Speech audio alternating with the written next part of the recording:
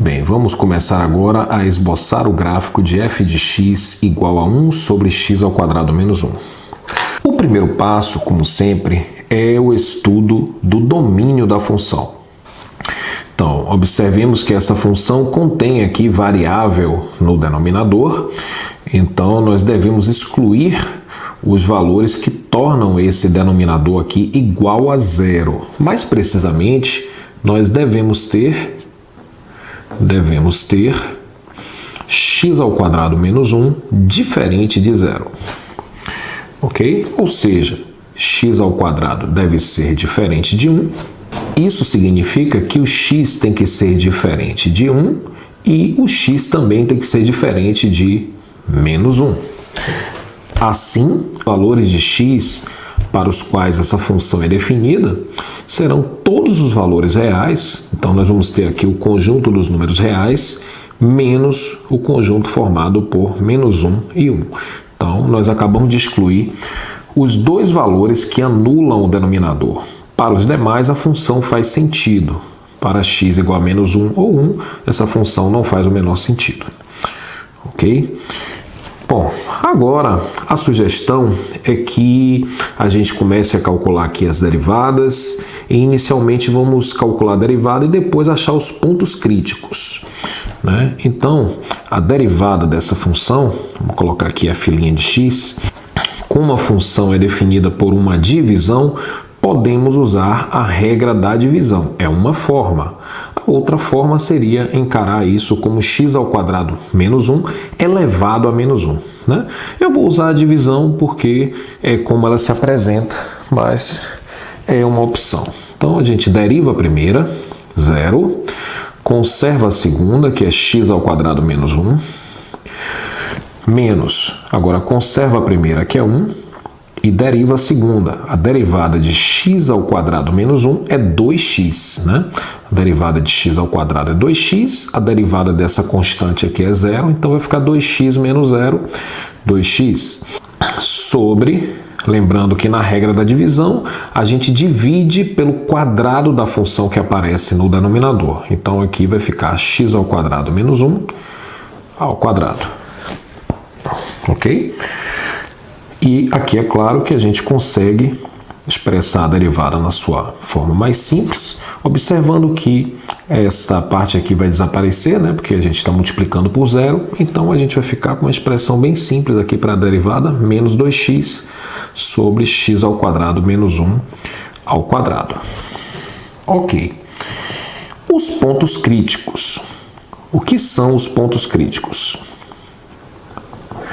Os pontos críticos, existem dois tipos de ponto crítico. Ponto crítico para o qual a derivada é zero e os pontos críticos que são pontos do domínio da função para os quais a derivada não existe. Então vamos pensar o seguinte: em que circunstâncias essa derivada aqui deixaria de existir? Né? Porque para a gente descartar logo a possibilidade que exista esse tipo de ponto crítico. Então, a derivada, observe que ela é uma fração. Quando é que uma fração não faz sentido? Quando o denominador é zero. Então, os únicos valores de x para os quais essa derivada não existe são menos 1 e 1. Então, a princípio, eles seriam pontos críticos. Entretanto, esses pontos onde a derivada não existe, eles não fazem parte do domínio. Então, eles estão fora da nossa observação. A gente não vai considerar como ponto crítico. Na verdade, o menos 1 e o 1 não pode ser ponto algum do gráfico. Não pode ser ponto de máximo, de mínimo, ponto crítico, ponto de inflexão. Absolutamente nada. Né? Não devemos ter ponto para x igual a menos 1, nem para x igual a 1. Então, não pode ser ponto crítico. Resta, então, o outro tipo de ponto crítico, que é o ponto para o qual a derivada é zero. Então, o ponto crítico ele é calculado a partir dessa equação, f' de x igual a zero, que é a equação que a gente vai resolver. Então, eu vou considerar essa derivada, que é menos 2x sobre x ao quadrado menos 1 ao quadrado, e vamos igualar a zero para achar os pontos críticos. Temos aqui uma equação e o primeiro membro é uma fração. E uma fração que é zero. A única chance de uma fração dar zero é se o numerador for zero. Então, daqui nós podemos concluir que menos 2x é zero. Ora, se o dobro de x menos o dobro de x é zero, é porque o próprio x é zero. Então, x igual a zero é o único ponto crítico dessa função. É o único ponto crítico. Então, se essa função tiver um máximo, tem que ser aqui. Se ela tiver um mínimo, tem que ser aqui. Ok? Então, os únicos candidatos a máximos e mínimos são os pontos críticos. Como aqui só existe um, esse ponto crítico ele pode ser um máximo, pode ser um mínimo ou pode não ser nada, ok?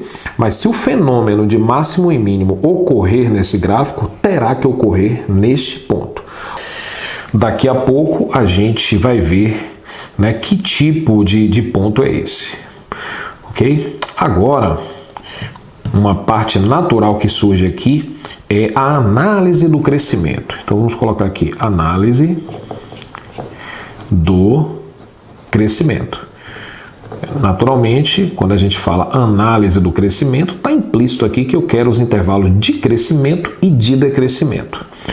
E o que vai nos levar à possibilidade de fazer essa análise é o sinal da derivada, o sinal de f', ok? Então observe que f' é uma fração e para você analisar o sinal de uma fração, basta que você analise separadamente os sinais do numerador e do denominador. Então é isso que a gente vai fazer. A gente vai começar com o numerador. O numerador dessa derivada é a função y igual a menos 2x. Y igual a menos 2x. Função bem simples, né? É uma função do primeiro grau. O gráfico é uma reta. Essa função é decrescente porque o coeficiente angular dessa reta é negativo. E ela corta o eixo x na origem, né? Ela corta o eixo x no ponto de abscissa zero, que é o zero da função, né? É o número que anula essa função menos 2x. Para que menos 2x seja zero, basta que x seja zero. Então, o zero dessa função é o próprio zero. Ou seja, imagine que aqui temos um eixo x, e a gente percebeu que essa função ela é decrescente, e corta o eixo x no ponto de abscissa zero. Ou seja, o gráfico passa pela origem. Em termos de sinal, o que é que nós temos? Antes de zero, ou seja, quando x é negativo, o gráfico está lá em cima. Se está lá em cima é porque a função é positiva. Então, nesse trecho aqui, a função é positiva. Ela é positiva, mas está caindo, aí ela assume o valor zero. E a partir desse ponto, ou seja, quando x é positivo, a função fica negativa, porque o gráfico vem cá para baixo e aqui representa pontos com valores de y negativos. Então ela vem mais e depois fica menos. Ok. Vamos agora à análise do denominador. O denominador, em termos de sinal, é muito fácil. A gente nem precisa fazer o gráfico disso daqui para a gente concluir o seguinte, que essa função que se apresenta aqui no denominador, ela vai ser sempre positiva, porque está elevada ao quadrado, exceto nos pontos onde ela se anula. Então a gente já viu que essa expressão x ao quadrado menos 1, ela assume o valor zero exatamente quando x for igual a 1 ou menos 1, né? Inclusive, são valores para os quais a função não está definida, mas na hora do estudo do sinal é importante considerar esses valores. Ok? Então, vamos lá. Eu vou colocar aqui novamente um eixo x aqui, de referência. Eu vou colocar os valores para os quais aquele denominador se anula, que são menos 1 e 1. Deixa eu só lembrar aqui qual é o denominador, né, em questão, é y igual a x ao quadrado menos 1 ao quadrado. Ok? E aí, Observe que a operação final aqui é elevar ao quadrado. Então, quando você eleva algo ao quadrado, você sempre vai encontrar valores positivos, exceto nos pontos onde isso daqui é zero, porque zero ao quadrado vai dar zero. Resumindo, exceto em menos 1 e 1, nos demais pontos todos, nos infinitos pontos, esse denominador vai ser sempre positivo, porque a função está elevada ao quadrado. Note que a gente concluiu isso sem precisar desenhar o gráfico dessa função, que seria de quarto grau, né? Perfeito. Aí agora eu vou fazer o seguinte, agora que a gente tem os sinais do numerador e do denominador, eu vou fazer uma tabela para chegar à conclusão sobre o sinal da derivada. Aqui a tabelinha, aí a gente vai fazer o seguinte, vai colocar todos os valores de referência para o estudo de sinal que surgiram, menos 1 e 1, e entre menos 1 e 1, claro, tá o zero, ok? E aí o que é que eu vou fazer? Nessa primeira linha aqui, eu vou reproduzir o sinal do numerador. Na segunda linha, eu vou reproduzir o sinal do denominador, esse sinal aqui. E aí, com o sinal do numerador e do denominador, eu consigo analisar o sinal da derivada inteira, que é 1 dividido pelo outro. Então aqui eu vou ter f'.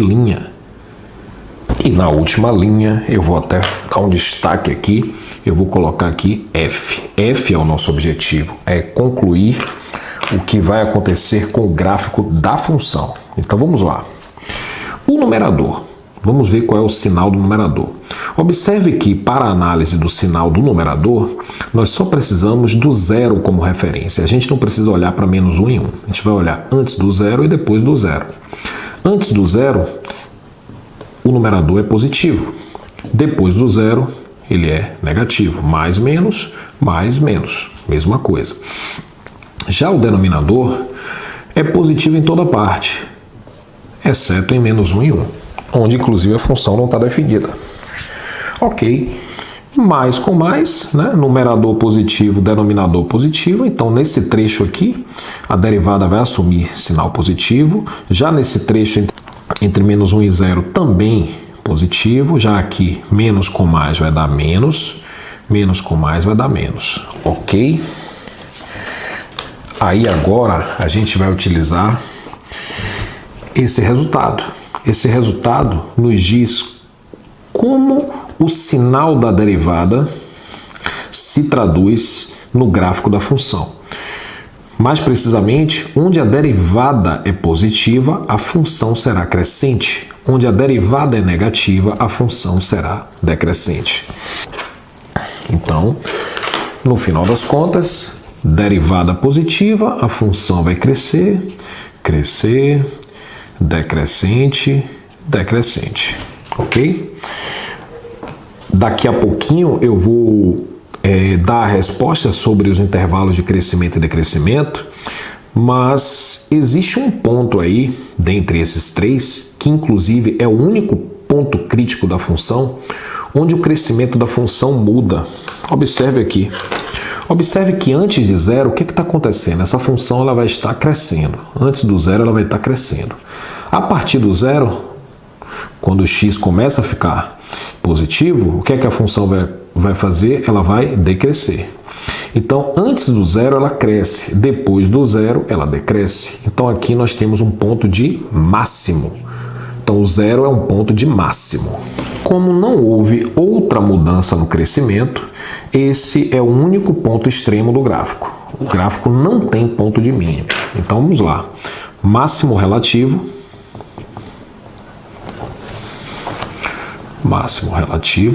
ou ponto de máximo, ele vai ocorrer no ponto de abscissa zero. A ordenada a gente calcula mais tarde. Então, aqui temos uma resposta. Vamos agora aos intervalos de crescimento. Então, onde é que essa função é crescente? Ela é crescente de menos infinito até menos 1. Como menos 1 está fora do domínio, a gente vai colocar um intervalo aberto. Vírgula. Onde mais ela é crescente? De menos 1 a 0. Então, novamente, de menos 1 a 0. O 0 está no domínio, a gente fecha. Observe que aqui surge a tentação de querer simplificar as coisas, né? Se ela cresce de menos infinito até menos 1 e cresce também de menos 1 a 0, então você pode pensar, então ela cresce de menos infinito até 0, menos no menos 1. Mas cuidado, isso não é verdade, inclusive é bem provável que a gente confirme isso no gráfico. Porque uma função, ela pode crescer no intervalo, crescer no outro, mas não ser crescente na união dos dois, quando você trata os dois conjuntos, ou melhor, a união deles como um único conjunto. Então, muito cuidado, é melhor fazer separado. Ok, isso em termos de crescimento. Agora vamos colocar o decrescimento.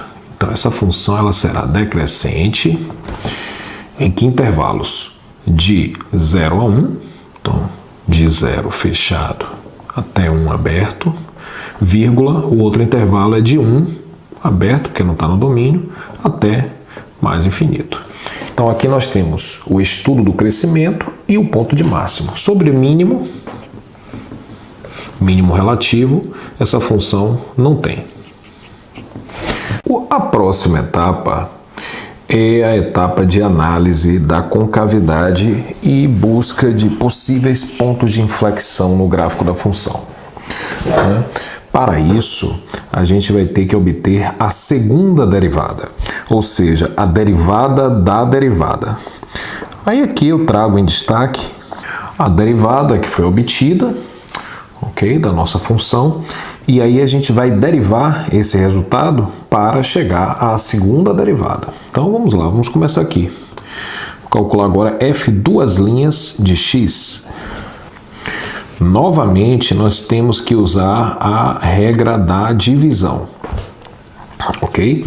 Então a gente vai derivar a primeira função. Observe que a derivada de menos 2x é menos 2, então a gente derivou aqui a primeira, conserva essa segunda, x ao quadrado menos 1 ao quadrado, menos. Agora eu vou conservar a primeira, então aqui eu tenho menos 2x, né? Coloquei um par de parênteses para não haver, né? Eu poderia já trocar o sinal, mas eu preferi fazer assim, passo a passo. E agora, vezes, eu vou derivar a segunda. Muito cuidado aqui com essa derivada. Aqui a gente precisa usar a regra da cadeia. Ok? Então a gente vai derivar isso daqui como se fosse uma função quadrática. U ao quadrado. A derivada de U ao quadrado é 2U. Então aqui vai ficar 2U. O que é U? Esse x ao quadrado menos 1. Vezes, agora eu vou derivar a função U.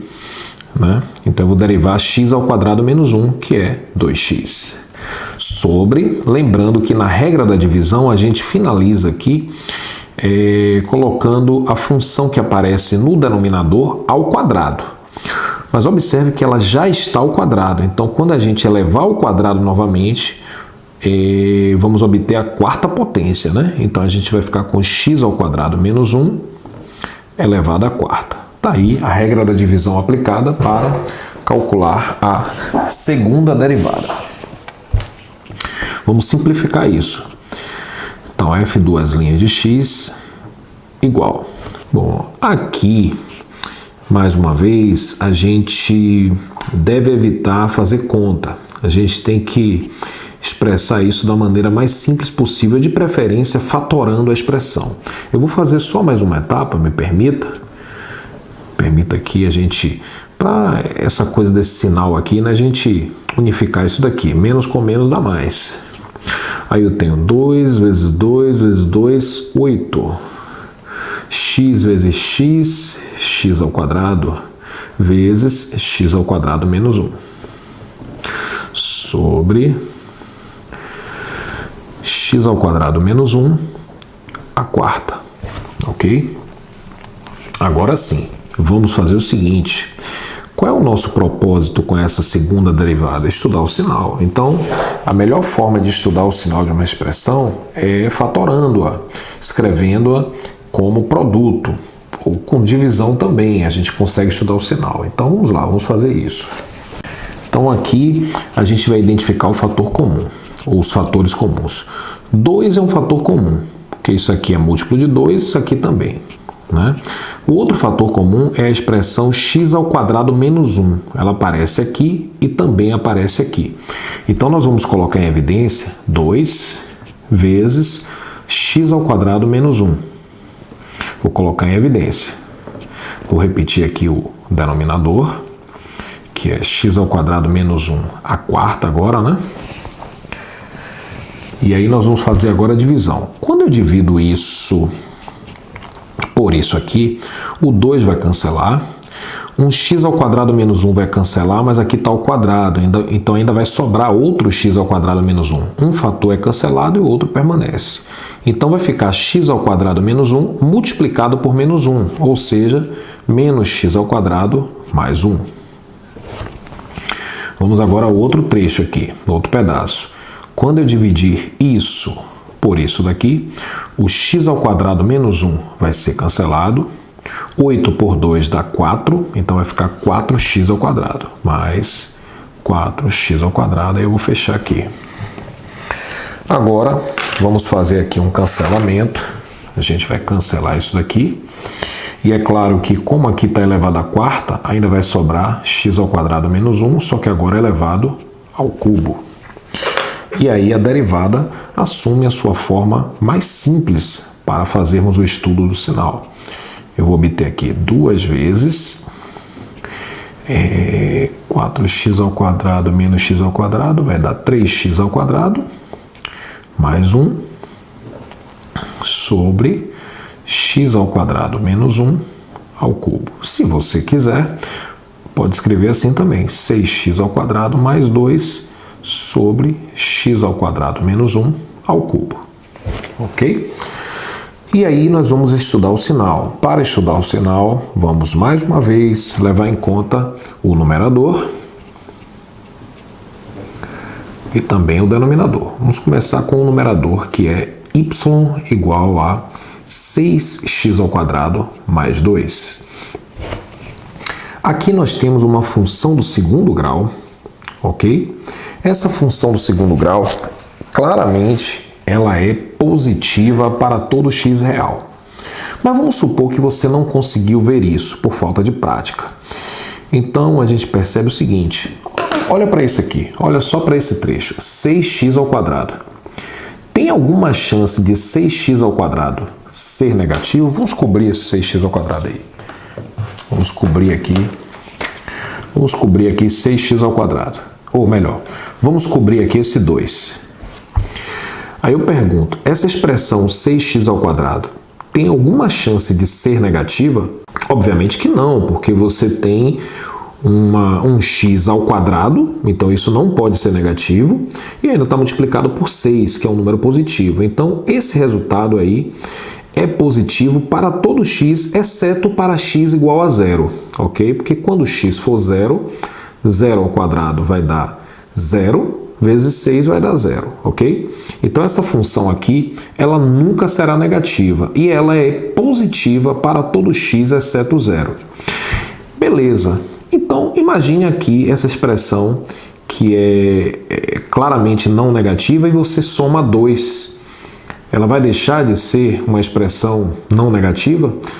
Não. E mais ainda, agora ela passa a ser estritamente positiva, porque até aquela possibilidade de ser 0 não vai existir mais, porque 0 mais 2 vai dar 2. Vamos supor ainda que você não visualizou isso. Então, como é que seria o estudo do sinal dessa função do segundo grau? Todo estudo do sinal, você passa primeiro pelo cálculo das raízes. Então, a gente vai igualar a 0. Estou admitindo que você não entendeu, mas se você entendeu, pode acelerar o vídeo.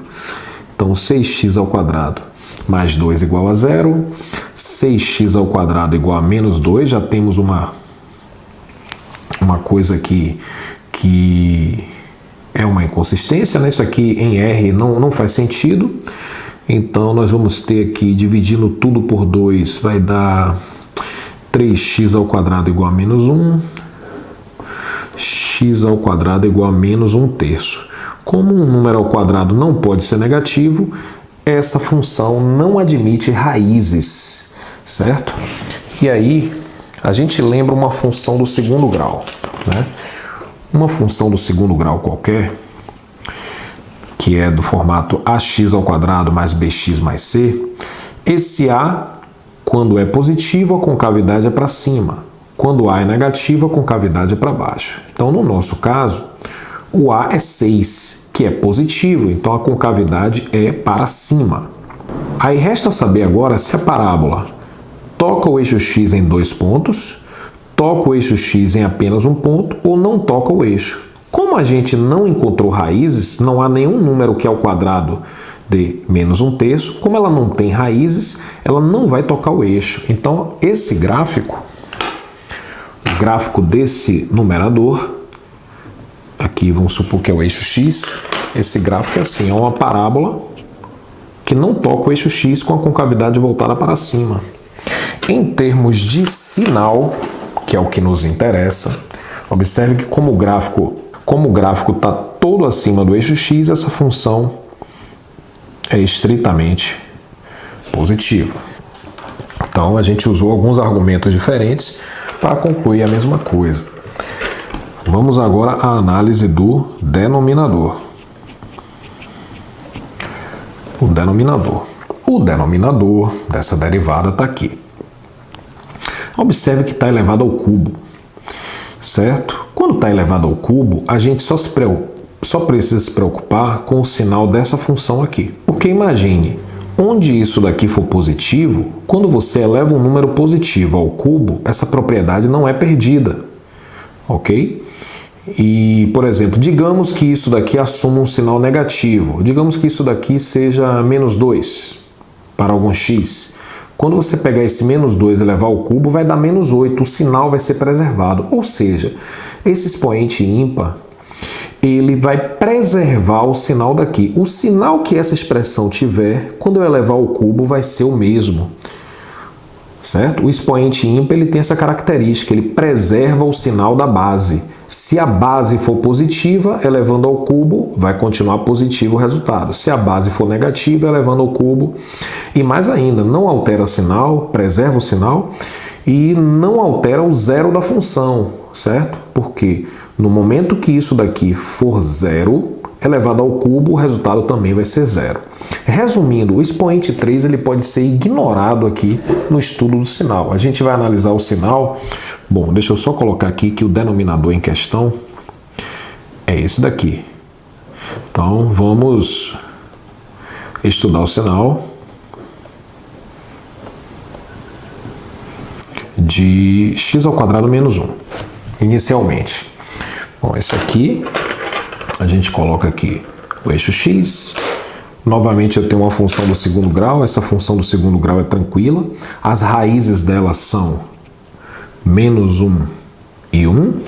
A concavidade dessa parábola é voltada para cima, toca o eixo x nesses dois pontos. Ok? E aí, em termos de sinal, o que é que nós vamos ter? Observe que esse gráfico está acima do eixo x aqui, então aqui ela é positiva nessa região, né? Ela zera, fica abaixo do eixo x, então ela assume sinal negativo, zera e depois fica positivo. Então observe, o sinal desta expressão está aqui. Quando eu elevar ao cubo, esse sinal será preservado, ok?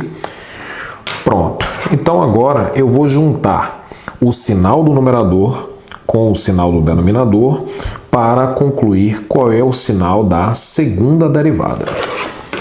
Está aqui a tabelinha. Mais uma vez, vamos fazer o seguinte, eu vou colocar aqui o numerador, aqui o denominador.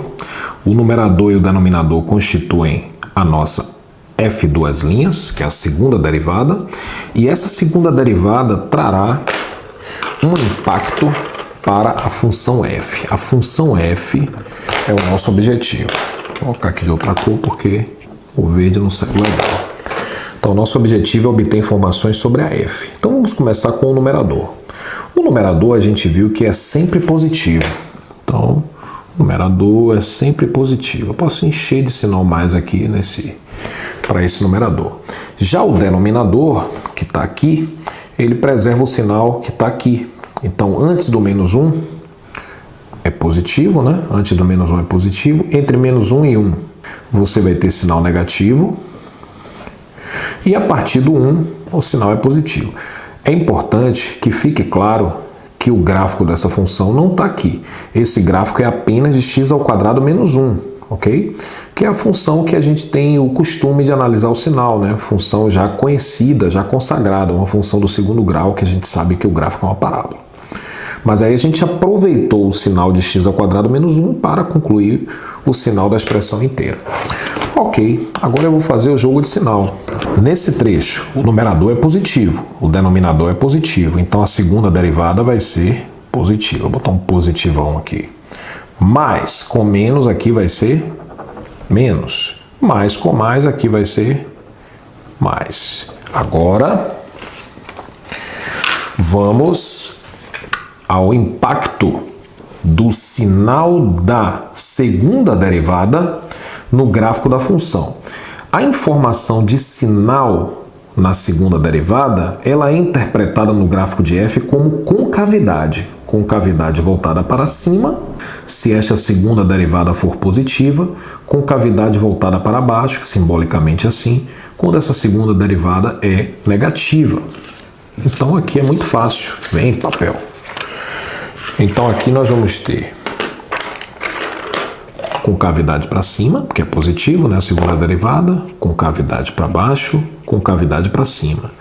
Aí você percebe, opa, a concavidade mudou aqui e mudou aqui. E quando a concavidade muda, nós temos ponto de inflexão, certo? Errado. Não há ponto de inflexão aqui, porque a mudança de concavidade de fato ocorreu para x igual a menos 1, mas lembre-se que o domínio da função que nós já fizemos, o domínio da função exclui menos 1 e 1. Então, menos 1 e 1 não pode ser ponto crítico, não pode ser ponto de máximo, de mínimo, de inflexão, não pode ter ponto aqui. No menos 1 e 1 passarão duas assíntotas verticais, como a gente vai ver na próxima etapa. Ok? Então, é importante frisar que não tem ponto de inflexão. Ok? E aí eu vou colocar aqui a resposta em termos de concavidade. Concavidade voltada para cima, que eu vou abreviar, vai ser de menos infinito até menos 1, vírgula, de 1 até mais infinito. Concavidade voltada para baixo, está aqui nesse trecho, que vai de menos 1 a 1.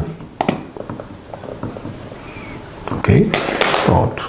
Agora, a etapa final é a etapa da determinação de possíveis assíntotas. Assíntotas verticais. Nós vimos que o domínio dessa função é R menos os pontos menos 1 e 1, onde nós vamos ter as assíntotas verticais. Agora, é claro que você tem que examinar como é que esta curva, o gráfico da função, vai se comportar em relação às assíntotas. Então, lembre-se que menos 1 e 1 são pontos proibidos.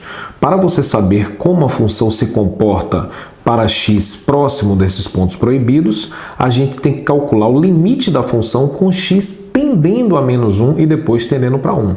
É aquela coisa, o x não pode ser menos 1. Mas o que é que vai acontecer com a função quando o x se aproxima do ponto menos 1?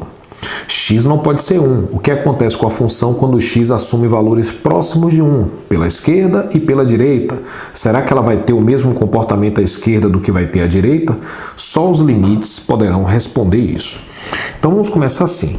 Eu vou calcular o limite de f de x quando x tende a 1, digamos, pela direita.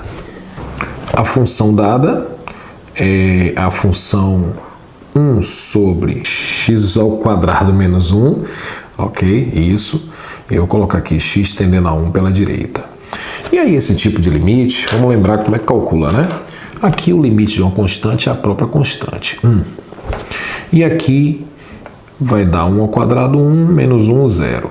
Esse tipo de limite, quando o numerador tende para um número não nulo e o denominador tende para 0, esse é o tipo de limite infinito. E para resolvê-lo, a gente tem que estudar o sinal dessa função. Então, vamos fazer, melhor, o sinal da função para x próximo de 1. Então, vamos fazer o seguinte. Eu vou analisar aqui o sinal, que a gente já até fez, né? Essa função aqui, nós temos aqui uma parábola com a concavidade voltada para cima, aqui eu tenho menos 1 e 1, nós temos esse sinal aqui. Esse limite é resolvido assim, ó. Eu coloco o valor que eu quero, 1, e eu vou botar assim, ó, numerador, denominador e a função. O numerador, como o limite é positivo, a gente usa o teorema da conservação do sinal e esse sinal é preservado aqui, positivo. O denominador está aqui, o sinal do denominador. Mas a gente só precisa, nesse momento, próximo de 1. Próximo de 1, a esquerda é negativo e a direita é positivo. Negativo e positivo. Pronto. Qual é o sinal da função? Mais com menos dá menos, mais com mais dá mais. Então, do lado direito, que é o que a gente estava querendo aqui, do lado direito deu mais. Então, a resposta aqui é mais infinito. Agora a gente já aproveita e calcula o limite dessa função com x tendendo a 1 pela esquerda. Tendendo a 1 pela esquerda, não precisa fazer outro cálculo, né? O sinal já está aqui, só que agora vai dar menos infinito. Bom, vamos fazer agora a análise. A gente fez perto de 1, agora vamos fazer perto de menos 1. Numerador, denominador e a função. Isso agora para calcular o limite de f de x, quando x tende a menos 1 pela direita, e o limite de f de x, quando x tende a menos 1 pela esquerda. Então vamos lá. O numerador, a gente viu que está dando 1, né? Então a gente usa o teorema da conservação do sinal. Então aqui o sinal do limite vai ser o sinal do numerador. Está aqui. Já o denominador, eu vou olhar agora. O ponto em questão é menos 1. Menos 1 está aqui. Então, a esquerda é positivo e a direita é negativo. Positivo, negativo. Numerador positivo, denominador positivo. Quando eu dividir um pelo outro, que é a nossa função, vou obter um resultado positivo. E aqui, negativo. Consequentemente, olhando para esse sinal, o limite da função, quando x tende a menos 1 pela direita, menos 1 está aqui, pela direita, ou seja, pelo lado direito, deu menos, então aqui, menos infinito. E pelo lado esquerdo, do menos 1, está aqui, vai dar mais infinito. Então, a gente já sabe como é que o gráfico vai se comportar em relação às assíntotas verticais. Este gráfico não possui assíntota inclinada. As assíntotas inclinadas, elas só ocorrem quando o grau do numerador for maior do que o grau do denominador. Aqui é grau 0 e aqui é grau 2, então não tem como ter assíntota oblíqua. Mas a gente vai ver que tem horizontal, né? Horizontal. Então, as assíntotas horizontais, vamos lá, assíntotas, pode ser que só tenha um, mas vamos colocar no plural, horizontais.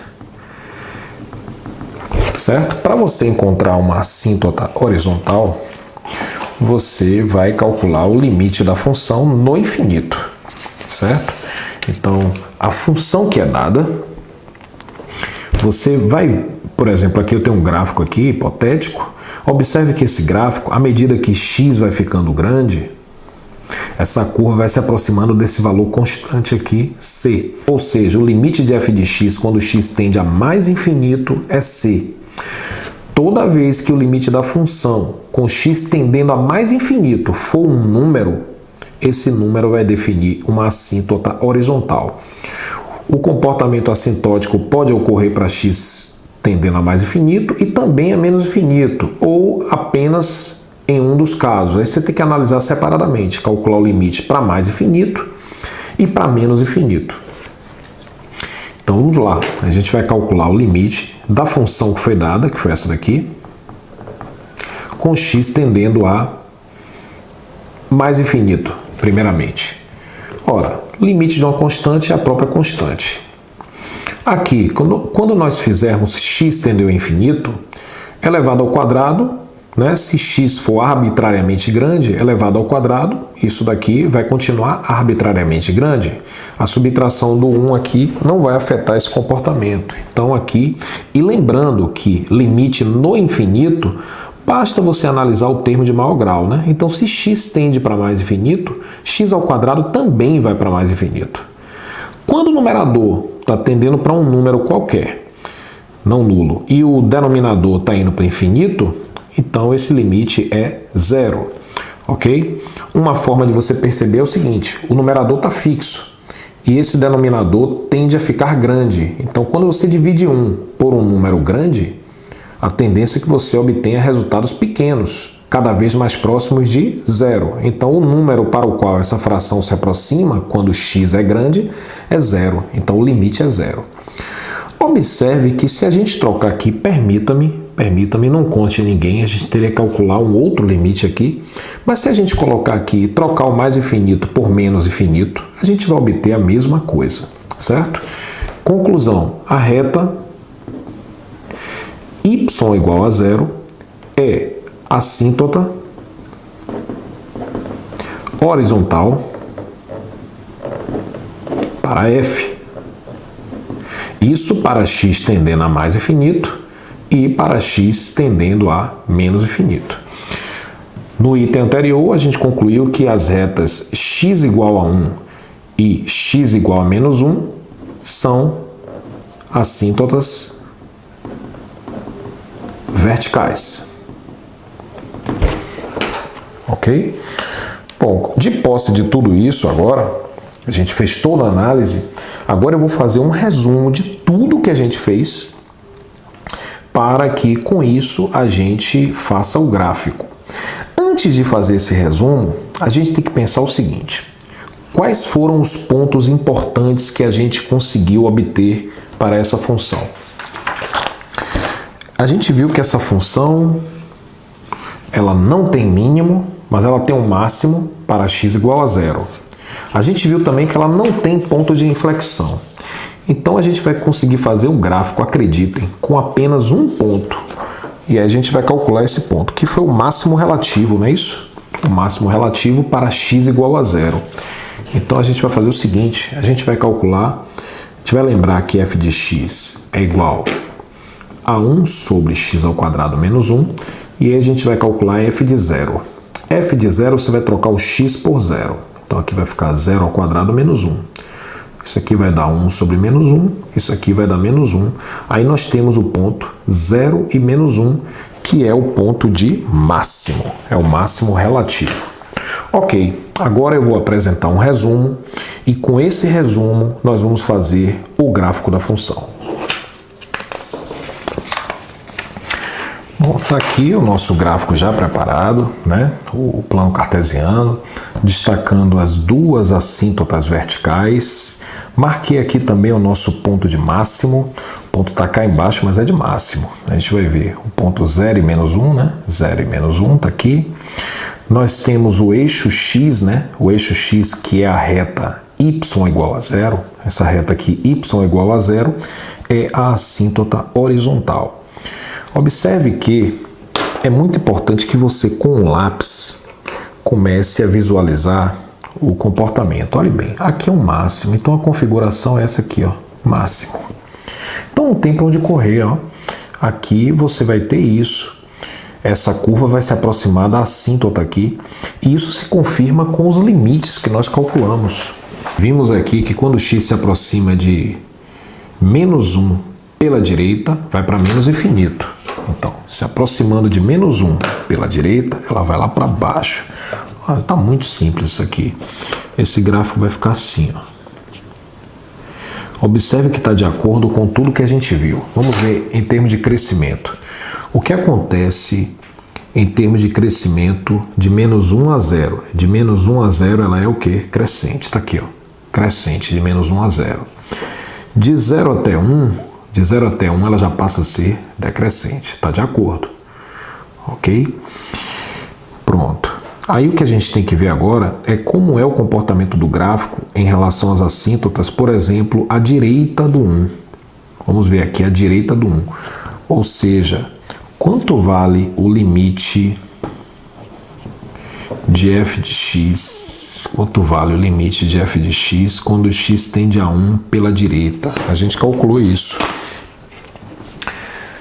Limite de f de x quando x tende a 1 pela direita. Foi o primeiro que nós calculamos. Dá o quê? Mais infinito. Então, quando x se aproxima de 1 pela direita, vai para mais infinito. Observe que a tendência é que o gráfico fique assim, ó. Até porque nós temos uma assíntota horizontal. Olha a concavidade. A concavidade aqui, tudo indica que é para cima. E de fato, esqueci de colocar aqui a concavidade. Mas tá aqui, ó, a nossa concavidade. Concavidade é voltada para cima de 1 até infinito, né? Então, de 1 até infinito, a concavidade é voltada para cima. Então, nós vamos ter isso aqui. Tem uma coisa interessante sobre essa função, que eu não sei se você notou, mas essa função que foi dada, ela é uma função par. Ela é uma função par, né? A função em questão, que foi dada, ela é 1 sobre x ao quadrado menos 1. Observe que se você trocar aqui x por menos x, depois elevar ao quadrado, você vai manter a função do jeito que estava. Ou seja, se eu quiser calcular f de 5, eu vou achar um valor. Se eu for calcular f de menos 5, eu vou encontrar o mesmo valor. As funções pares, que são esse tipo de função, ela apresenta uma simetria gráfica. Tudo que ocorre para x positivo, ocorrerá a mesma coisa para x negativo, como se o eixo y fosse um espelho. O gráfico aqui, essa parte que está faltando, ela vai ficar assim, certo? Vamos ver? A gente viu que a concavidade, cadê a nossa concavidade? O que acontece com a concavidade? Ela é voltada para cima de 1 até infinito, de menos infinito até menos 1. De menos infinito até menos 1, concavidade para cima, certo? Ela é crescente de menos infinito até menos 1, crescente com a concavidade para cima, aproximando-se assintoticamente da reta x igual a menos 1, cujo limite que a gente calculou com x tendendo a menos 1 pela esquerda deu mais infinito, como você pode verificar aí. Então tá aí o gráfico, né? Um gráfico que a gente construiu com um único ponto. Mas a proposta de fato é fazer um esboço desse gráfico.